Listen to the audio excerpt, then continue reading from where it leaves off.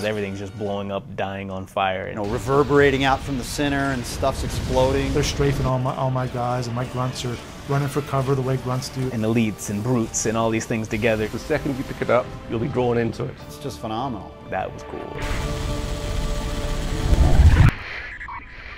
When we started Halo Wars, I think it took us a while to get into the mindset of less is more. The simple controls and simple gameplay is actually just what people want and what's more fun anyway, so we always pull back towards that. We kept to the core fun of an RTS and tried to let the fluff and the extra accounting and meters and all that go away. We're pretty hardcore gamers ourselves, so we just tear things apart. Controls and gameplay, we tear it apart to the point where in the end, we want to make sure that we really think that it's the best game for the players in the end. The civilians have no cover. They're dead without military support.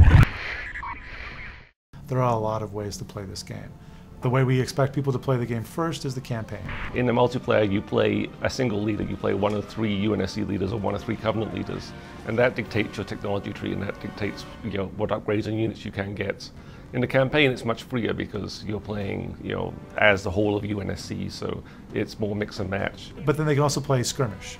So this is kind of our repeatable game. You can have Covenant and Human on the same team playing against 2 Covenant. You can have Human versus Human. You can have Covenant versus Covenant. You and I can go online, we can grab a buddy, we can play 3-on-3 against AIs. One guy can go econ and he can actually give money to the other people and they can build the military units, and he can kind of sit back and just manage the economy and defend the bases. It's cool to have that option. They want that interaction of building up their armies with my friend is sort of my ally, and he's doing it as well, and I protect him, he protects me, and then we go out and destroy fight the world, take on the world together.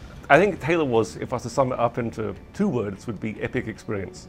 I mean, you get that when you play in the campaign mode, and you get that when you play online.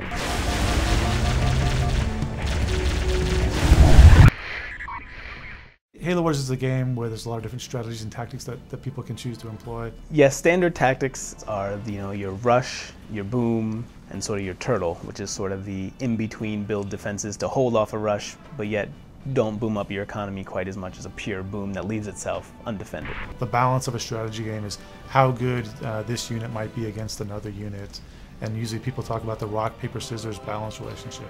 You don't want one strategy that will always beat everything, because then there's not much strategy to the game. I like to rush other people. I'll tend to play Captain Cutter, and I'll build an elephant. I'll just start churning out infantry, and I'll be in your base attacking you within like 30-40 seconds. I'll absolutely crush you and wipe you from the map. The one I like is the dual scarab strategy for the Covenant. You can only have one of them with your default population limit. You have to actually go get a technology to increase your army size to actually get 2. But you take 2 Covenant scarabs, you can train some engineers, which are the Covenant units that heal other units. You train 10 of those, 2 scarabs, and your Covenant leader, and you're driving around this destructive beam of light, just incinerating everything. It's throwing out hot lava and all that, and that's a good time. Whenever you think you know the strategy that beats all, somebody comes up with something else to beat it.